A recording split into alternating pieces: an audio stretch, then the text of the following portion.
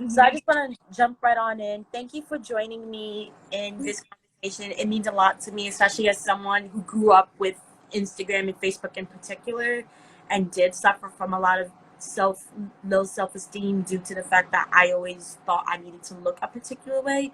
So I Mhm. know this conversation will help a lot of younger girls, especially in the Gen Z generation. Yeah.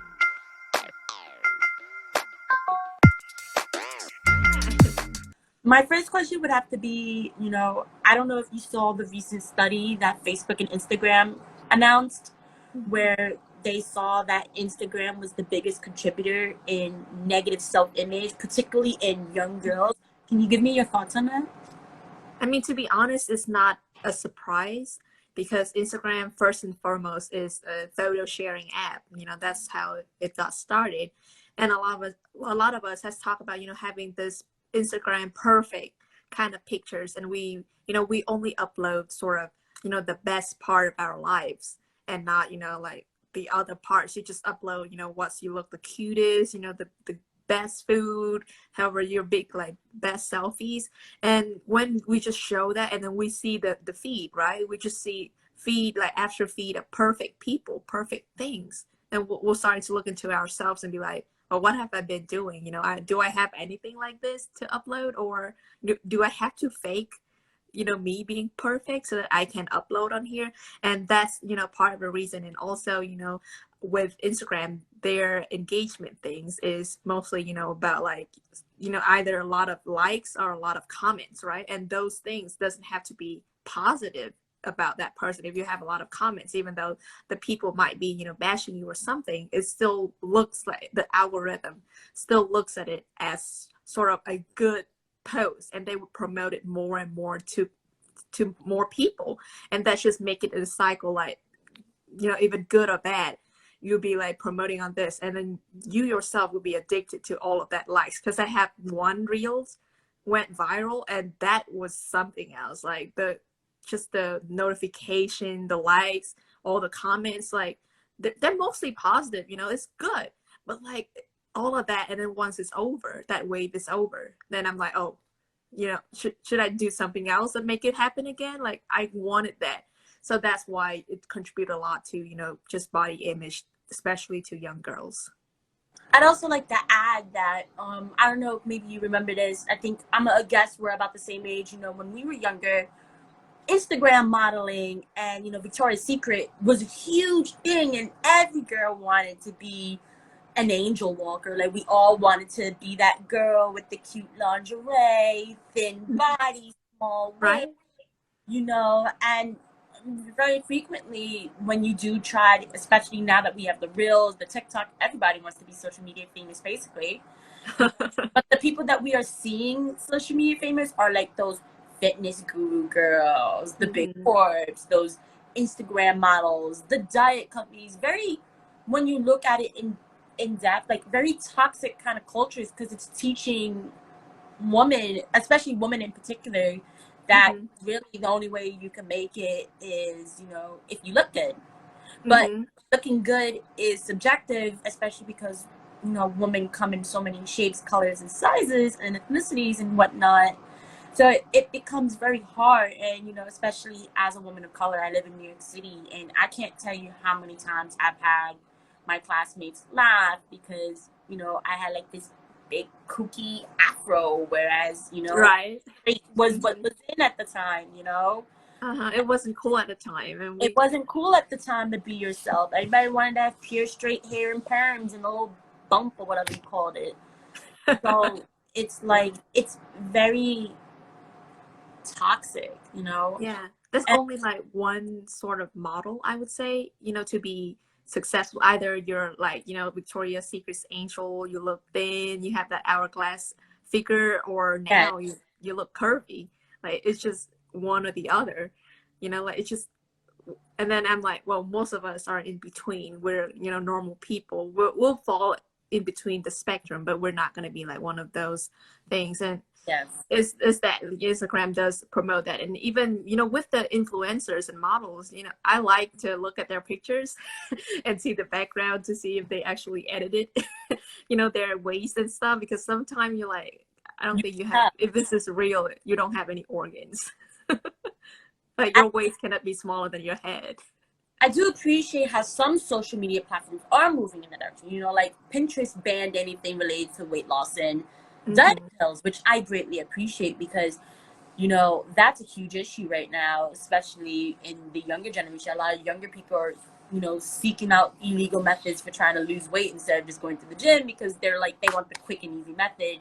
And I Mm-hmm. Instagram and Facebook would kind of do the same thing where, you know, maybe they go down that path of restricting just because, you know, the people who use this platform are younger, so if they really cared about the Mm-hmm. well of minors and whatnot, they would move in that direction. But it doesn't seem like that's happening anytime soon, you know, because they're more Yeah. concerned about their brand image, like Facebook changing their name to Meta because of Yeah. difference. I So mean, I don't I know. don't. Yeah. And to be honest, with the pills thing, I've actually seen fat burning pill at Costco, like the Costco What? near me. Yeah, I'll I didn't send you a know picture. you sell that. Yeah, it's like fat burning pill that makes from tea leaves, something like that. So hit all the buzzwords. So say lose Oh my, lose weight with teas and stuff. So they is that is still like a huge things because obviously if Costco's doing it, it's more and more companies still doing that, and it still makes them a lot of money despite the harms that we know. yeah, the negative body image culture is what I like to call it, is Hmm. profitable. That's Right. not a lie, you know. Old Navy selling a gazillion jeans with the whole body equality thing, but they only sell ultra skinny jeans. Right. I could never get any jeans from them. I used to shop there all the time because you know they are like the jegging rock star jeans, and I'm a girl Oh, where you know I'm not too curvaceous, but my thighs are thick, so I always have the right. it can go up to like mid my leg, and then I have to jump and kind of hop because my thighs are so big, and so Hmm. I really appreciated Old Navy because their material was it's still denim, but it was like stretchy denim. But then Right. there recently and I saw ultra skinny jeans, ultra skinny jeans, and I was like, where you're just like your regular jeans. Like no woman over a size 10 is fitting into ultra skinny jeans. Like what is this? And then you have the nerve to promote on TV that body equality commercial, but where is the body equality? Where Hmm. you're tailoring all of your products to literally just, you know, the more thin girls. But if you're really body equality, you'd have a pair of jeans for every woman of every size, of every type. Hmm. Like I said, a woman over a size 10 is not forcing themselves into no ultra skinny jeans. Uh-uh. Like, And but that's what they're selling and labeling right. then be body equality. Hmm. So frustrating because they're not the only company who does this. I can name like 6 companies on the top of my head that does Okay. it. Forever 21, Rue 21, H&M. There's so many companies who are Hmm.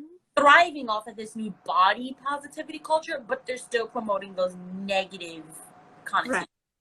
Yeah, it's just lip service, to be honest. It is. And it does a disservice because you're false advertising, one. Hmm.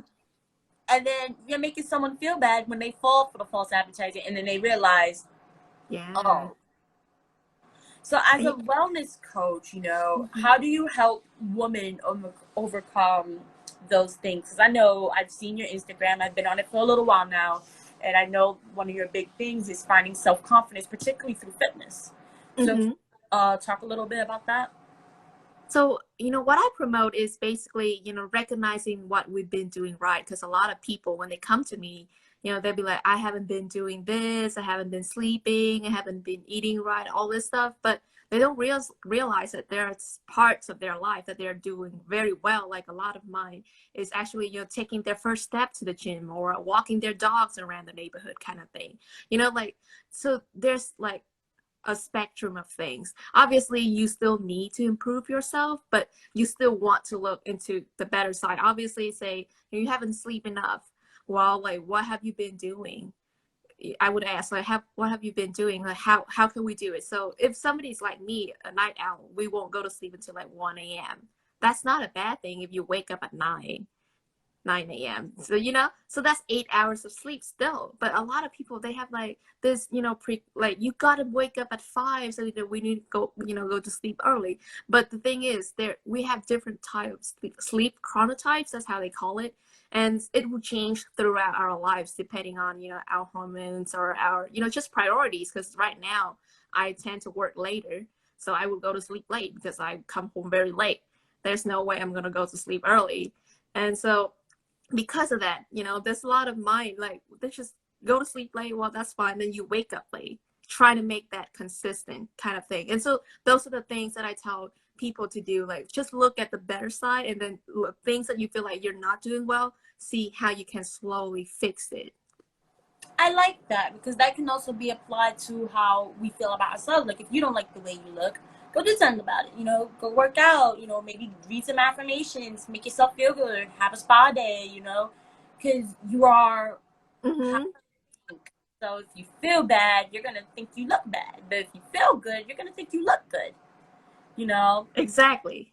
that's something I try to actively promote on my blog, and I am working on in my personal life because I grew up in a culture where it was very common for you to feel bad, and people would just blame you, and they would be like, "Well, it's because you look like this that you Yeah. feel maybe if you lose a little bit of weight, you know, you might Right. feel better." And I'm a black woman. I cannot tell you, like, especially in the black community, like in America, because I can't speak for how it may be in other countries. Like, Mm-hmm. black women are the first ones to point out if another woman gained weight. But then are the same woman who hate when someone else does it to them. They'll be the Yeah. first, especially older ones. They'll be the first one to be like, "Ooh, you look like you gained a few pounds," but you're putting out in the world what you don't Mm-hmm. receive. You have to keep it consistent. If you don't want to receive that, you can't put it into the Yeah. world. You don't want to be Yeah. Don't judged. dish if you can't take it. I'd say don't dish if you can't take it. Don't judge others for it. And it's a Yeah. very good thing. And Mm-hmm. we also do it kind of unsubconsciously. Like, have you ever seen a friend and they may look a little, you're like, you look a little different, Did you start going to something? We do it so unconsciously that it's Mm-hmm. like a habit. But that doesn't Yeah. necessarily mean it's a good thing either, depending on who you're working with or talking to. Mm-hmm. Exactly. Like Blossom Max says, is I loving it. I'm loving writing down in the I comments. got because it is so true, and although as a society, both here in America and globally, we are slowly moving towards that true, I like to call it like true positivity. We're still stuck in this thing where we promote it now, but our actions are following it. So Mm-hmm. the next step would be to actually take actions to represent the words in which we're saying. So Exactly. Mm-hmm. Instagram and social media, that would be pulling a Pinterest, banning or restricting, diet pill accounts and weight loss accounts because they're not doing anyone any good. In Yeah. this case, it would be actually having the option to restrict your profile so little kids are not finding your Yeah, account. that's a huge thing because kids, you know, I used to teach kids and they're like sponges. They They just are. absorb whatever the most popular things. They'll jump on that bandwagon and they'll run with it. Like I got bullied more as a teacher because I do weird things. You know, I just stop not caring anymore, and they're like, "Why are you doing this? You know, that's not cool." And I'm like, "Well, I'm an adult. I'm not your. I'm not going to your school. What's your problem with that?" Kind of thing.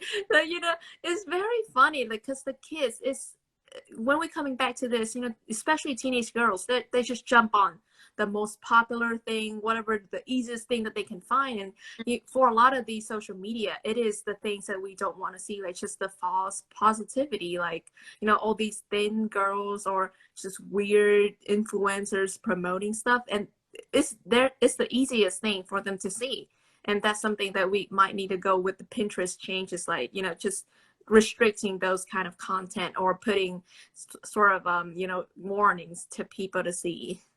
Right, and I definitely agree. Teenage girls are especially the more susceptible, especially because they're starting to get into, you know, Mm-hmm. pop culture, the fashion.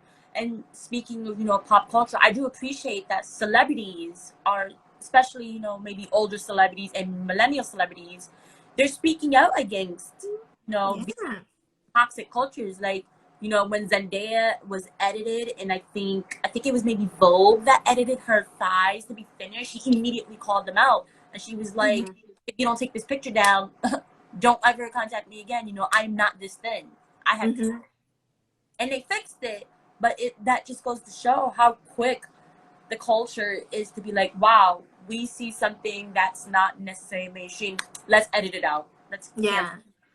And that's the biggest problem. Like I have, a lot of my clients are African descent as well.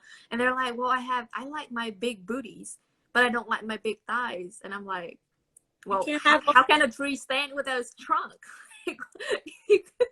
I'm sorry, but how? You gotta have big thighs to support those booties. You gotta, it's one of the things. And so when, you're talking about those, like people just slimming down the thighs for no reason, it's not, it's impossible to do because you just have like everything has to be proportional. And we have to like change our method on that.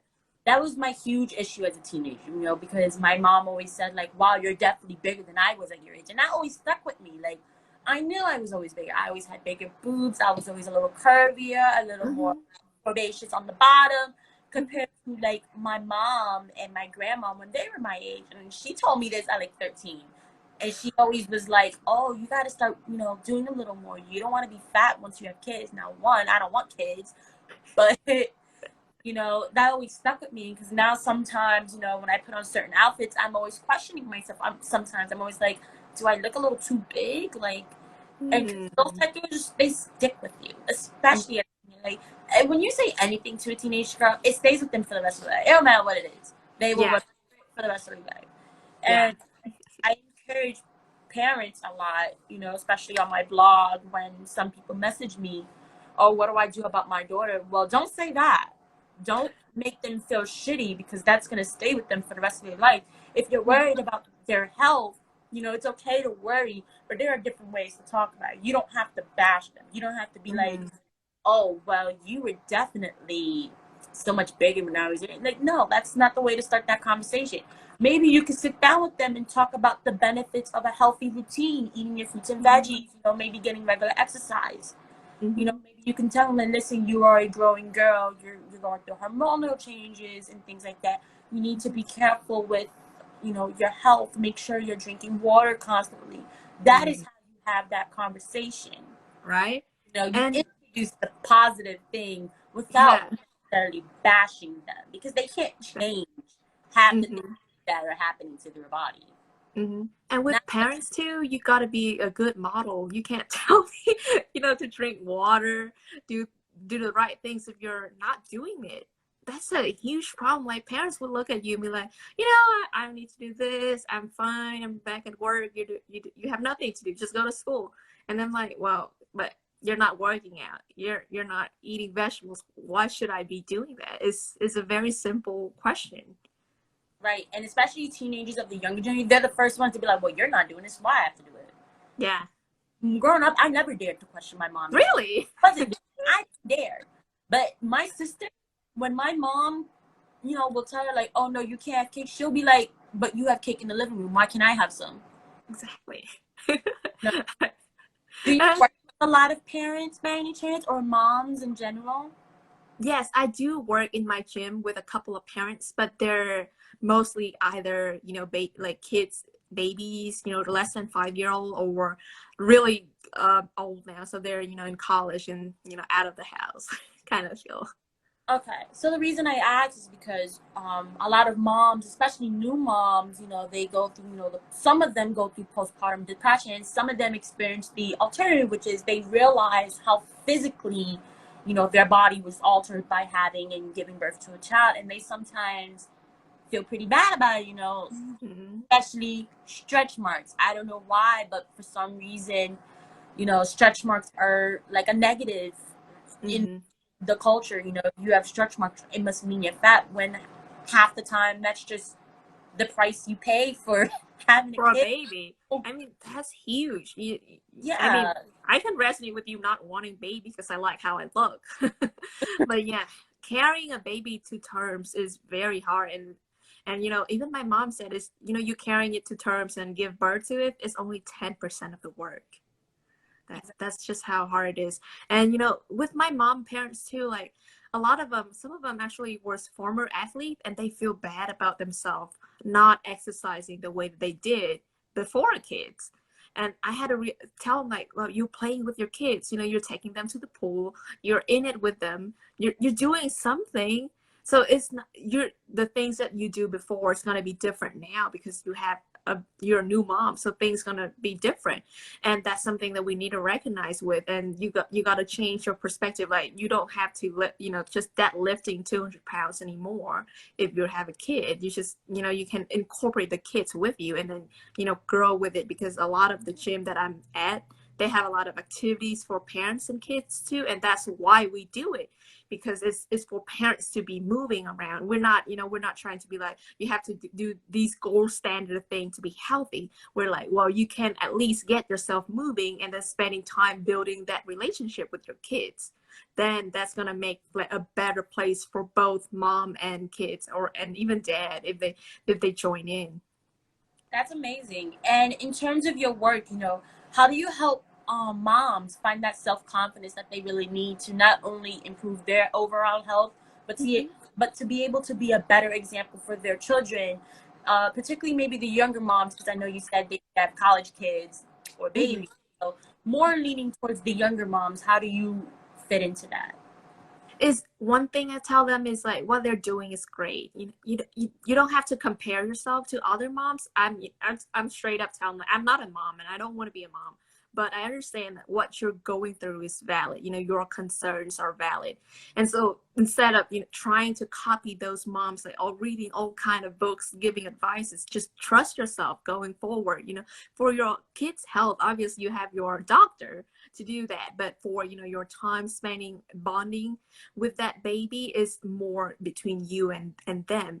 And there are so many resources out there for you. Like the gym that I work at, we have you know, just groups for moms to hang out with the kids. And then as they get older, we have swimming classes that moms can be in with the kids as well. So you're swimming, teaching your kids a very valuable, you know, surviving skills. You're working out as well. It's not your traditional workout where you come on a treadmill or you lift weights. Is more like, well, you have to be focused, you gotta be, you know, pay attention to this little thing that's doing, and you have to still swim as well. So that's a variety different kind of things. So you're still working out, you're still, because exercising is basically trying to elevate your heart rate from, like, you know, your resting level to like at a higher level, so that you won't get, you know, chronic disease, that you reduce that risk later on. And there's so many different activities that can lead you to that, and you don't have to actually trick, you know, just keep yourself to one type of exercise.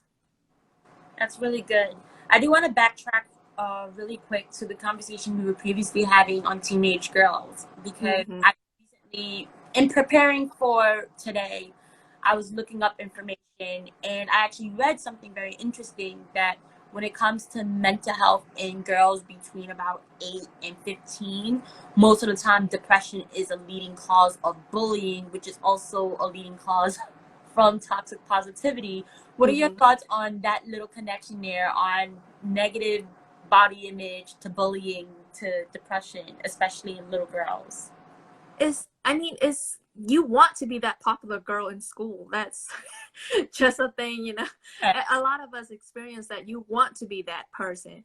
And so it's, where's this, when you see, even in traditional media, not just social media is a new thing, but even in traditional media, you still see that promotion of being thin, having, you know, the three figures. And the girls, they just, like, there's a sponge, I told you, they just stick onto that, and then they're trying to be that way. And then if they see somebody else that's not in the normal range that they see, that's when they react to that.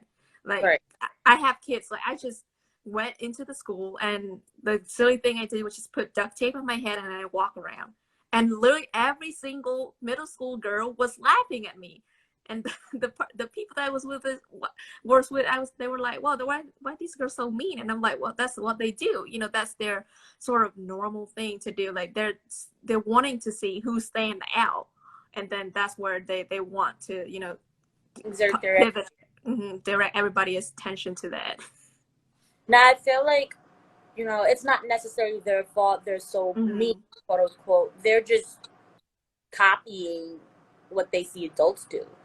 Because Mm-hmm. that's how adults react. If we see something we don't like or we think is weird, we say something about it. And Mm-hmm. we're not always so kind about it either. You know, just to be honest, you know, I've definitely been an asshole towards a few people before. I'm not gonna lie and say I haven't. You know, it's human nature. You know, when you see something that's, you know, maybe a little abnormal or weird, oh, can you get that, please, babe? That's what we do, you know, because as a culture and as a society, we want to just be one with the group. We don't necessarily want to be the one that's called down. Not unless you're some, like, you know, Albert Einstein's son. Then okay, sure. Um, wow. We I want do. to stick in a group. That's normal. That's how we Yeah, are. You know, we've evolved from, you know, tribalism basically.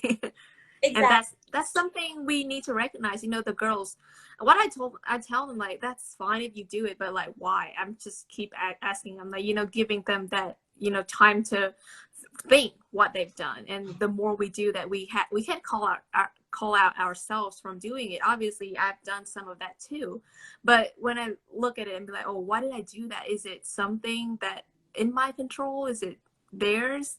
Is it for my ego?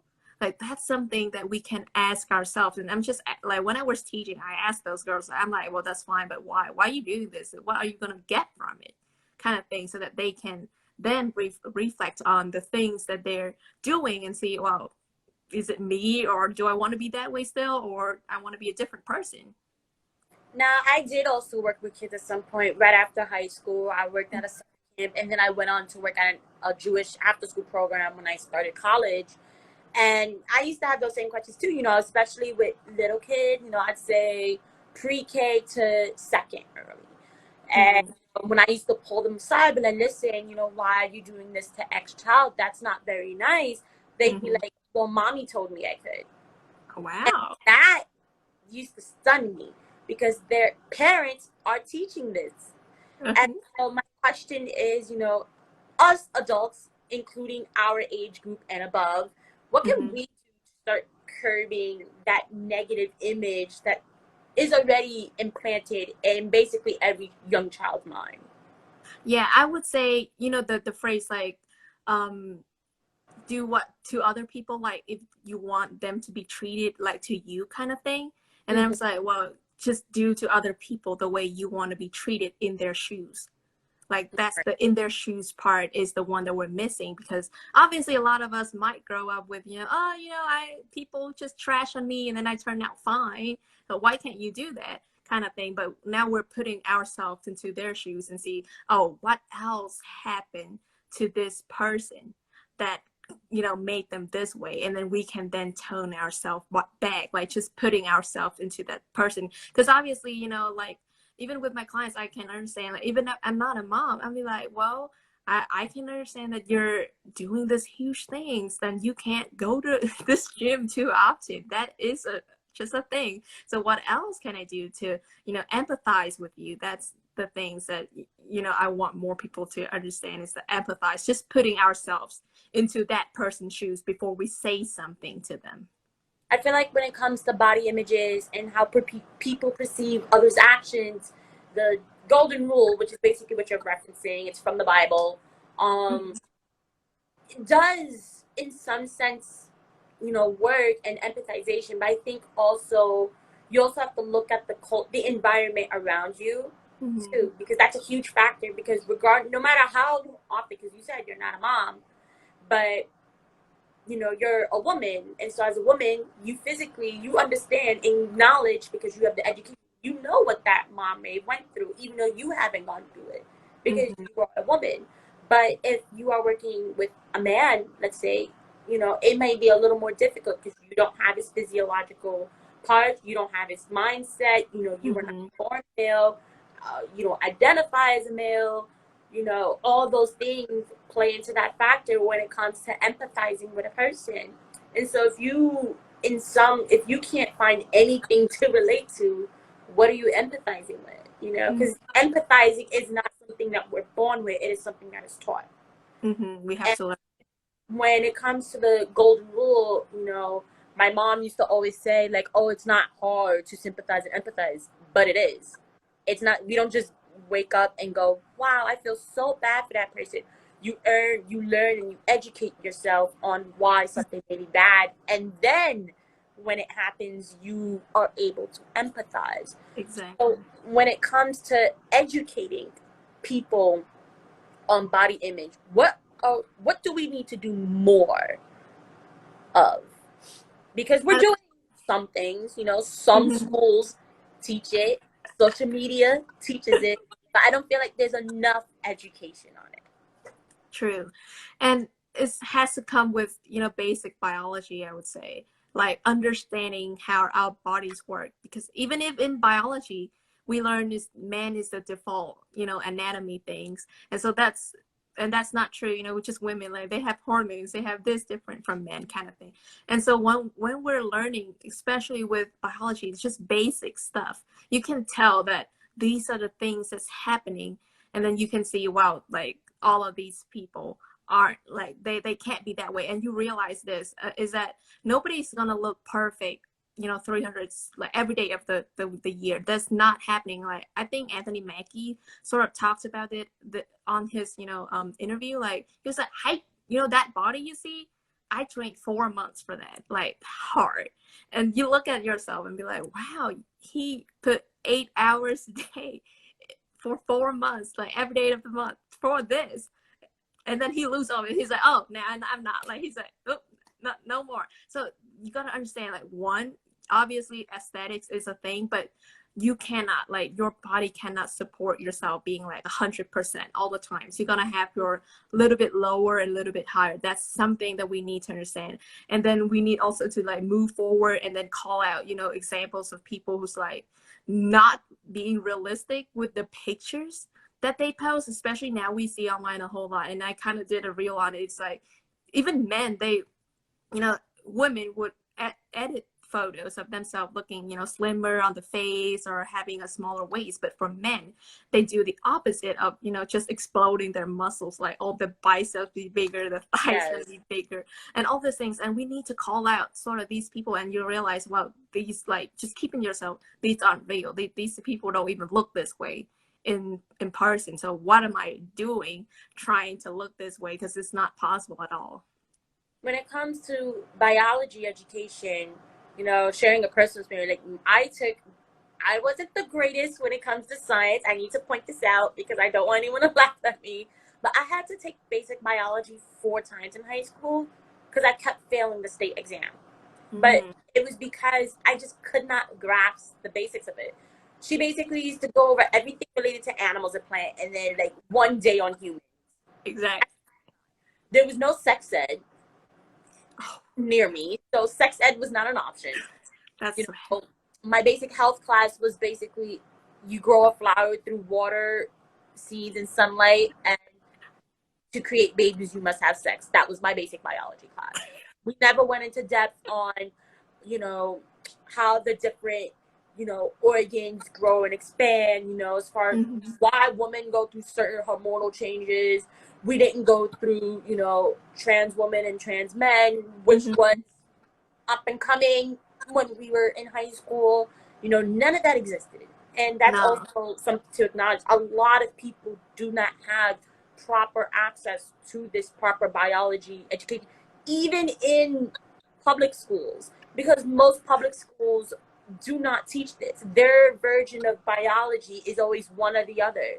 It's always Right. all things environmental and nothing related to sex, or it's all sex, nothing related to environmental. It's never both, and both intertwine with each other. Mm-hmm. You know, Exactly. I do want to talk about filters because you just talked about, men editing and women editing. Filters is a huge thing, especially Snapchat and Facebook in particular. I like to Mm-hmm. dabble in filters too, but I don't make it an everyday thing because I know there are people who may be a little younger following me. Mm-hmm. And filters, a lot of the filters they have now, they're not as fun as they used to be. They're kind of more leaning towards the making your skin brighter and or whiter, the sparkling of No pores. face, eliminating your pores and, getting rid of the pimples and any of the imperfections, Like quote unquote. artifacts of, yeah. Right.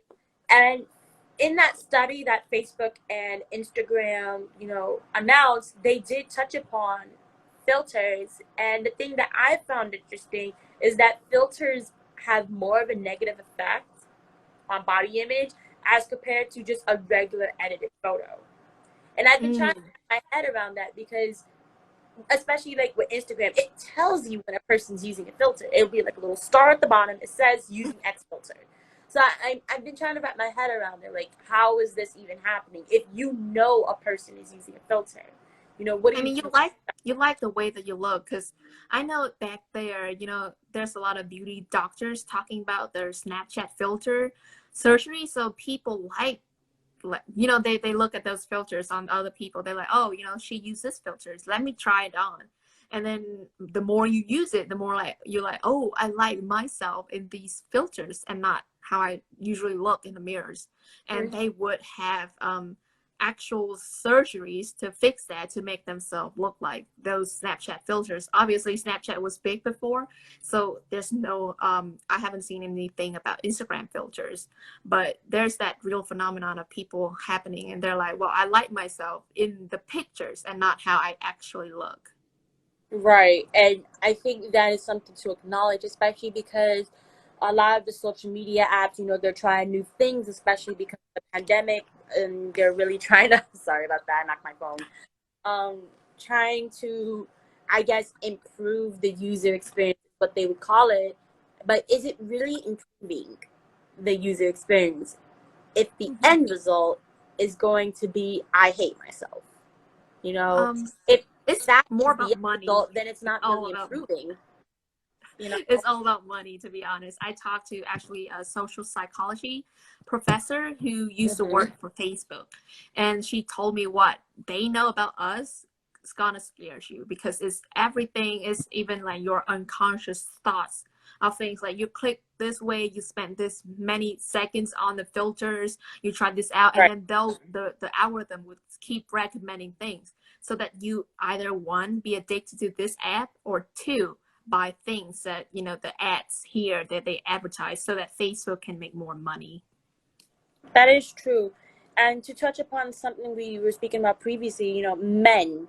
A lot of people don't realize, when it comes to body image and negative, body positivity, we always talk about women because it is women who are usually affected.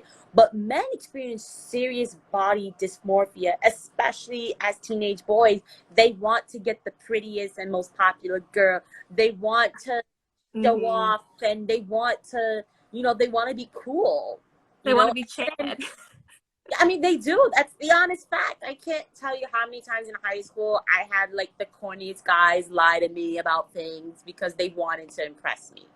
It's just a thing. It's true. And even older men experience this. Like, my dad and I were speaking recently, and I don't know what he was doing. He was doing something. I can't remember, and he suddenly goes like, "Oh God, my hair is so gray," and I'm like, "But why would you be mad about that? Haven't you heard the term silver fox? I'm sure mom would be happy about it." He goes, "But your mother is still young. I'm getting old," and I had to think about it, like, in that moment it made me think like, wow, men really hate this too, because oftentimes we forget that men do sometimes experience this very low self-confidence and self-esteem. Yeah. It's not, they're just not born, ultra confident from nowhere.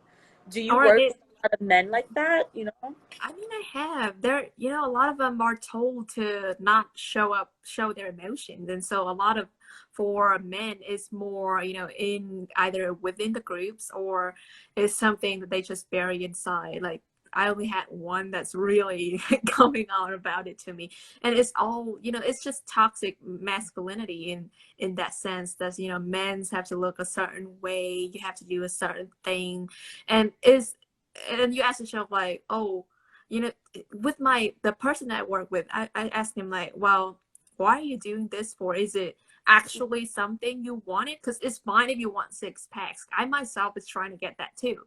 It's not bad, but is it because of you wanting that, or is it because you think other people wanting you to do that. And those are two different kind of things, because it, like the 6 apps examples, it's very hard. It's, you know, about discipline. It's about eating the right thing, tracking everything. You're not going to get 6 packs if you're not being serious about fitness. But is that something you want to do for your health? Like, you know, you want that discipline, you want yourself to eating right, sleeping well, or or you want it because, you know, this girl's want that, and then I have to have it so that I can get this girl to hang out with me.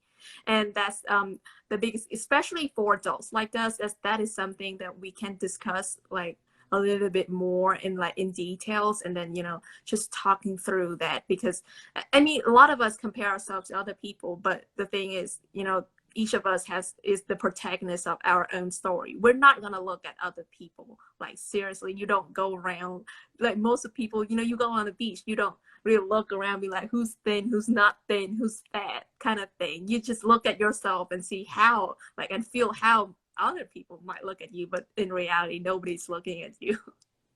Right. That's actually one of the reasons why I personally don't like going to the gym. I try to go to the gym a few times, but you know, being at the gym surrounded by nothing but these bulking men who are looking and grunting everywhere, it did not make me feel good. Mm. And like at some point, you know, I used to feel like there were eyes on me because, you know, I'm not used to lifting the weights, so I had to learn. Mm-hmm. And I noticed people at the gym are not patient. And so when you got men staring at you like, oh my God, what the fuck is she doing? You know, hurry up. That doesn't feel good for someone who is trying. Yeah, So it's trying. now I've opted into home working out, which has been working out for me. I do prefer it. It makes me feel good. I get my everyday, you know, 20 minutes to 1 hour exercise, depending on the app. I mean, depending on the workout the app Yeah. chooses. And it feels good. But I feel like that's also a thing to talk about because, especially gym culture, you know, Mm-hmm. a lot of women are scared to go to the gym literally because of that. They're afraid of someone looking at them. And it's never usually another woman, it's always another man. And for men, it's the opposite. You know, they're afraid of their peers judging them Yeah, at their the gym. peers. Oh, you can't lift X amount of pounds, or you can't do this exercise. And the gym is supposed to be a place where someone does go towards, you know, their either ideal figure or ideal health lifestyle. But Mm-hmm. unfortunately, the gym is not for that anymore. It's kind of become like a show off place Mm-hmm. and kind of toxic. And Yeah, I would say because the gym I work at, mm, obviously we don't do that. When people like trying to do that, I'm like, nah, like you gotta get out. I start throwing people out because, you know, I don't care at this point. They're like being so toxic. It's not. And so with a lot of gyms, instead of trying out buying things, I say ask them for a trial membership kind of thing. So that might be free. You might have to pay something, but it's only a trial. You pay one time and see how it goes. Because obviously, the gym has a lot of equipments. Like it has things like weight plates that I don't have at home, and all these machines that I'm never gonna buy myself, you know. right, But you try things out and go to like see how it goes, because a lot of gyms, you don't have to go to the commercial ones either. There's some like, you know, operated by the church or by the community kind of thing. Like try those out, the smaller gyms, and see, because depending on, you know, your needs, do you want to go to the gym because of the feel or because of the equipments, or you want to go because of the people? There's very many different things that we go to the gym for, and just having that trial period of, you know, like making sure that they're not charging your card anymore or something like that. You just like come in for 2 weeks, see how it goes. If it doesn't work, then you move on. Then you're not missing, like you don't feel like, well, because of this happened, then I can't do it. It's like, well, I try all of them and none of them work. That's a different problem that you have. right. That's basically what I experienced. I went to the gyms and I felt like all the gyms were kind of like the same for me. And so I Mm-hmm. for home, which is a viable option, you know, especially, you know, for moms, you know, like you said, not everybody can go to the gym. Like me, I work full time, 9 to 5 every day, Monday to Friday. And by the time I hop on the train and get home, it's already 7 and most gyms are starting to close. You know, Mm-hmm. it's just for some people, working out at home is an option. And I think when people hear home workouts, they think it's just like a and yoga. Uh-uh. You Uh, know, if you shop on Amazon or eBay, you can get plenty of, little equipment that is viable, gives you the same mm-hmm, amount of strength, 200-pound lifts as your everyday deadlift. I have a little contraption right here. It mm-hmm. comes with its own breakable, I don't know what you call it, the deadlift bars. Comes with its own breakable version. You can strap it on and Oh, you can adjustable. deadlift, and you get the same feeling that you would get at the gym if you apply yourself to it. And that Right, discipline you were referencing earlier is a part of that. And on the right. topic of fitness, fitness does play a huge role in how much you work out and how active you are, does play a role in not only the way you look, unfortunately, that's a truth, but the way you feel. And, I think a lot of people fail to realize that, because now we live in a world where, we're not necessarily always promoting fitness because we're trying to get people to kind of accept themselves. Like, oh, Mm-hmm. you don't have to do nothing. You're beautiful the way you are.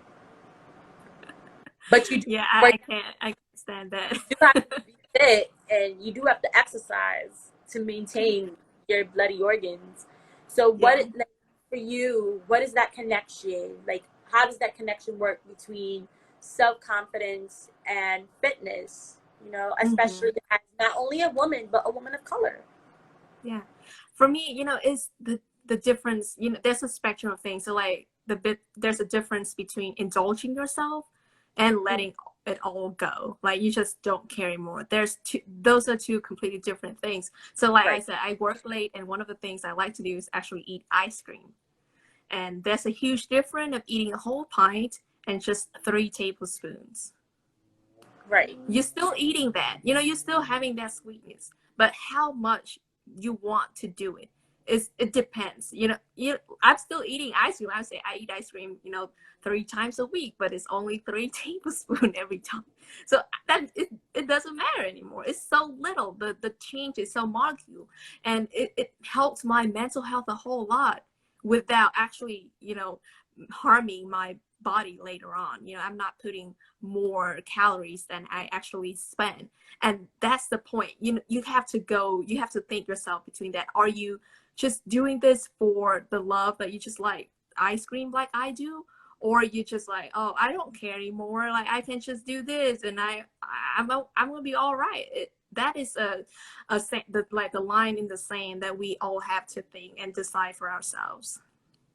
And when it comes to, letting go, is what you say, I think a lot of times some people don't recognize when they're on that path of letting go, because they are Mm-hmm. used to those behaviors. For Yeah. example, when I eat Oreos, like, if you let me, I could probably eat 3 full family pack of Oreos on my own, no help, with one glass of milk. It's not. But I'm thankful that I'm surrounded by people who would Right. never do that, Mm-hmm. because they know it's bad for me. As much as I am what I call a Oreoaholic, like I love Oreos, and I'm the type of person, once I stop, I have one cookie, I keep going. But people don't recognize when they're in that Mm-hmm. path of letting go, which sometimes it can look not just like, not only exercise, but it can be like you're not taking care of your hygiene correctly. You're not showering every day. You're not brushing your teeth every day. Mm-hmm. Now you're not even going outside anywhere. You're kind of just in the bed. And some Yeah. people look at that and they see, oh, you're just taking a break. No big deal. And some people see it as depression. So when you say letting go, what do you mean by Mm-hmm. that? Because that needs to be clarified. Yeah. So what I mean is that you understand at that point, you understand that you're doing this is not right. There's some point. I mean, sort of PewDiePie talk about this for a bit. I know he's a little bit controversial, but he said he had an alcoholic problem. And at the beginning for him, it was fine. He said, well, I'm drinking this is for this. But at one point he realized, because he trying to cut back, other people told him like, well, you drink a little bit. And he's like, no, I'm not. And then he trying to cut back, and he found out that he can't do it. He couldn't do that. Like he feel like he was already addicted to alcohol. And that's when is now that's the point that decide whether or not you want to let go, or you want to change the reality that you've gotten yourself in. That's where I mean by letting go. So when you realize the things that you're doing isn't right. You know, you keep doing this, you're doing this. I mean, one or twice a month is fine. You know, you're eating like a pack. It's not the best things, but it's all right. But you don't do it every day of the week, you know, and then you realize, well, you realize, oh, well, this Oreo things is bad, but it doesn't matter. And you keep doing that for years to come, then yeah, that's mean you're letting it go. But if you're doing this and then you just catch yourself, be like, wow, this ain't right. This is not the right thing to do. Either, you know, thanks to your discipline or other people telling you, then when you decide to like, okay, I want to change this, I don't want to be stuck at this place, that's when you're not letting go and you're trying to be, you know, improve yourself to be a better person. Now, how do you get to a point where you can recognize that? Because, you know, you have to get to that point of knowing Mm-hmm. that the behavior you're doing is even bad for you. So how do you get to that mental mindset where you can see if whether or not it's bad for you? Is it something that, unfortunately, you know, hard route you just gotta learn through life, or is there something you can do before that moment so that you can better recognize it? I mean, one of the things is trusting in yourself and keeping track of what you've been doing. Like, that's why I like journaling a whole lot. And what it does is you write down everything that you makes you feel, how you feel throughout the day, every day, and you keeping track of it. And so when you're like, sometimes, you know, it's by chance, like anything, you just look back and then you realize, well, I've been doing this, I've been feeling down for quite a while, what's happening? And that's when you can realize, because a lot of these problems, like even with my problem or, you know, PewDiePie that I talk about, it all comes by chance. Like, God will give us, you know, a warning. He will tell us something, but you have to trust in yourself. Like, just have good support and then keep track of how you feel every day of the week. And then when you have that data, you have something to look back. Obviously, a lot of people, when you or if you don't shower, you can smell yourself, kind of thing. How do you feel about that smell? Is it like a good thing? Like, well, if people don't like me, that's fine, I don't care. Or is it something like, well, I need to shower a little bit more? That's when it comes, because all of it, like, the universe will talk to you. You got to listen to it, listen to yourself, listen to other people, and then you decide. You're the one who decides what to do with it. Is it something that doesn't matter to you, or is it that matters that you want to fix? Right. And, you know, to switch gears a little bit, a conversation that needs to be had more, which I'm going to have right now when it comes to how you feel, and not only the body image culture, but the negative body positivity culture, is porn. Porn contributes a lot to that because we Mm-hmm. have very unrealistic ideas of how a person is supposed to look during those activities. You know, do you ever hear from your clients, you know, like, oh, I saw this and, you know, I wish I could do that, but like I can't, and I feel bad? Because I know I've heard my friends talk about it. You know, I've had friends, you know, watch porn and then get mad at themselves that they can't do it. And I have to remind them, like, this, half of this is scripted. It's not real. They get It's a paid performance. to act. You know, Yeah. you're not supposed to want to be like them. Not, it's supposed Mm-hmm. to make you feel good, but you are not supposed to want to be them. You know, Right. And what are your thoughts it's on that? something with to do with our, you know, education as well. We don't have sex ed. Like, I'm living in the south of US. We have Not none. everyone has sex ed. I do want to point that No. out. Like, No. we don't I don't have I didn't have sex ed, I'll tell you that.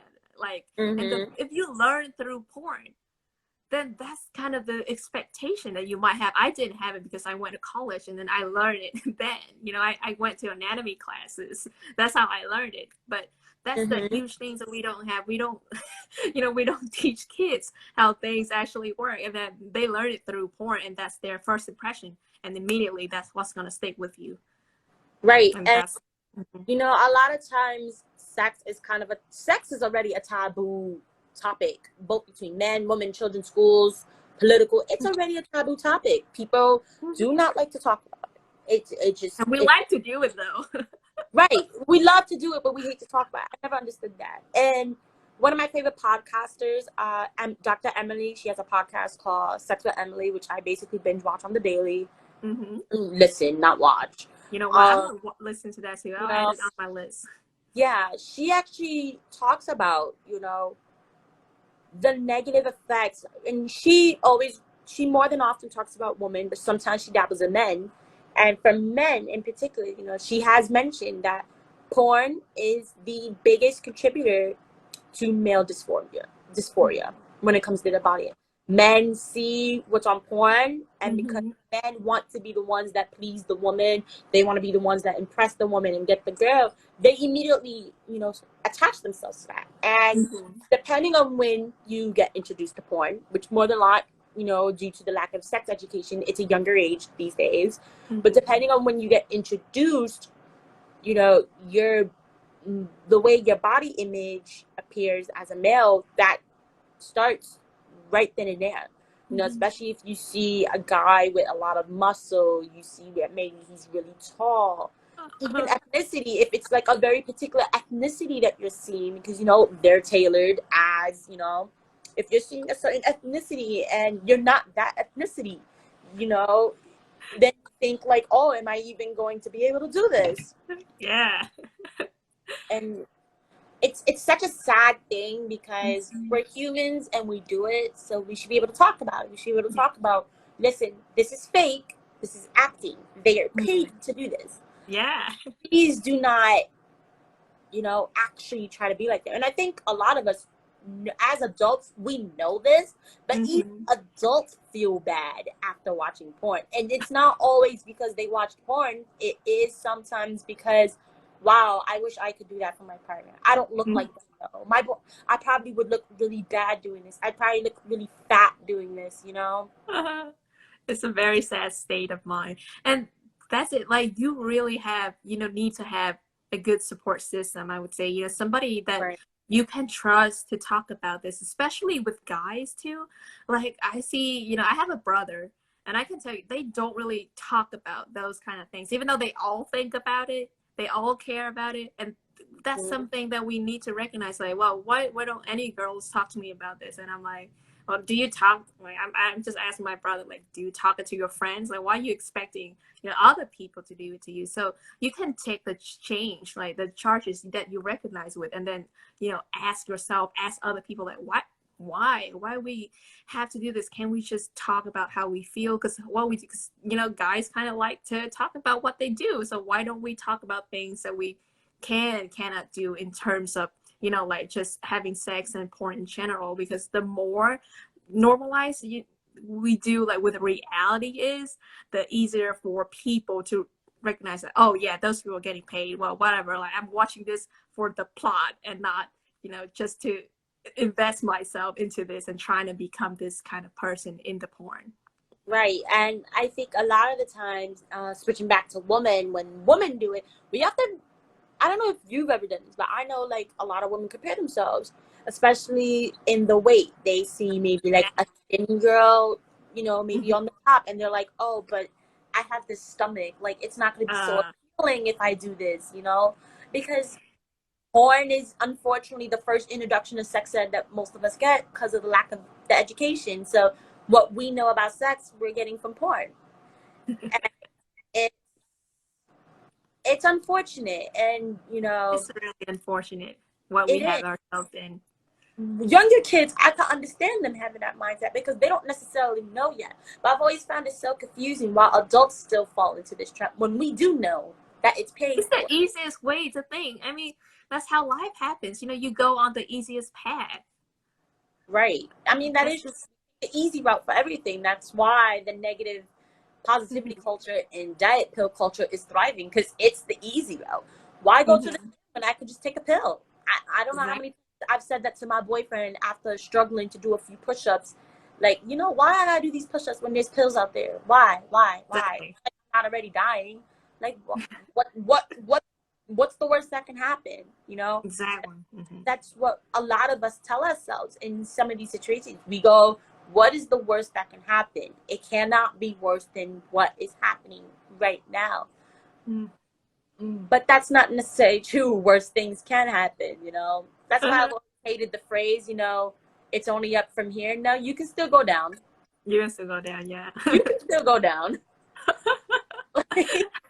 That's the unfortunate truth that we have. And the more that we find, a lot of things we talk today is, like within, I'd say, what we understand, but we never speak out loud. Like, it's just our unconscious things that, you know, guide us throughout, because we don't really think a lot of our habits and stuff. We don't really, you know, put it in our frontal cortex, that we don't really think about them. But as we talk about things like this, you know, we're bringing them up and then processing them, like, why do I do this? Like, well, I didn't have sex ed, that's why I'm doing this. So like, what else can I do, kind of thing. And so the more we talk about this, the more people bring this up as conversation, the more people will know. Right.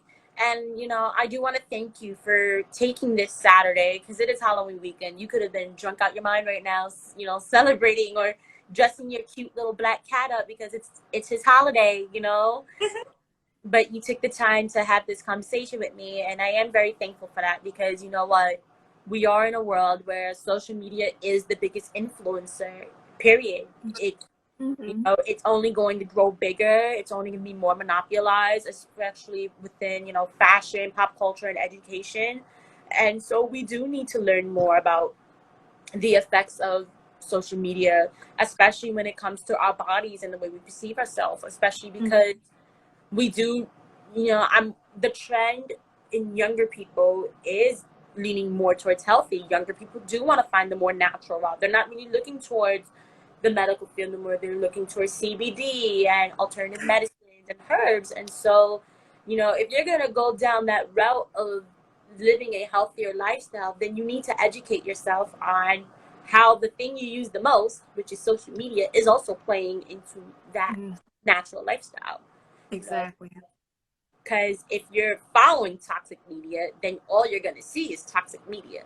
Now, don't get Mm-hmm. me wrong, advertising is a thing, and you know, you may get the occasional ad, but you know, it is about who you're following, what you're following, and what you're also talking about too. Mm-hmm. Um, so before I let you go, I do want to ask, you know, my final questions is what I like to call them. My final five, my self-love finals. Um, Okay. some general questions about you. So you ready? Mm-hmm. All right. So what is your favorite form of self-care? I like to crochet and play with my cats. Aw, I wish I could crochet, honestly. What does self-love mean to you?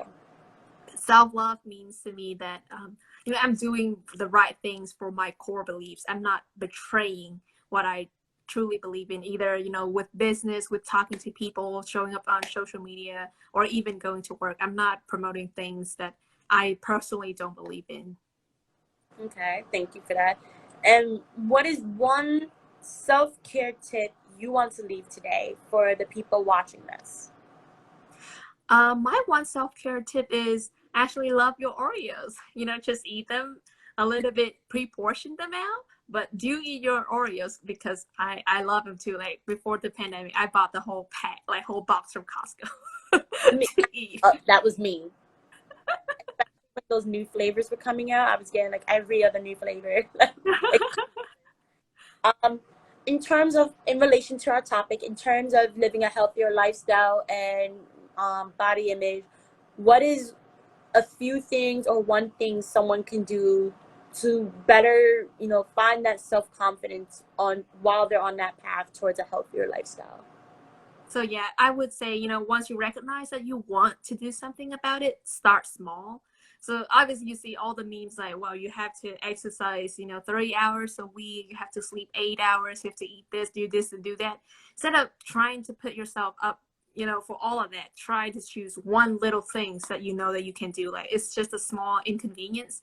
Like, for me, instead of, you know, eating a whole lot of ice cream, I just eat just a bit. So I still do it, but that's just a small inconvenience. Like, I have to physically stop myself from scooping more. And those, you know, it's not too hard, but it's not easy. And once you start doing those kind of things, you know, making those choices, then you'll be able to find yourself like just at the next level without actually realizing that you actually, you know, have to put in too much work. You don't want to feel that way. You want to be able to challenge yourself like appropriately. And that makes sense, you know, and that's kind of like the same thing with me, like with the working out. I'm challenging myself to be more consistent with the at-home workouts, because I know that although the gym may be more efficient, because I'm in Mm-hmm. a place where I can feel confident there yet, you know, it is up to me to get myself there, you know? Exactly. And final question would be, where can everyone find you, whether it's your website or your Instagram, if they're interested in your health coaching, speaking to you, following you, and checking out your work, So or buying your courses? yeah. So you can find me here on Instagram at Be Active is Easy, but also I have a blog at beactiveiseasy.com.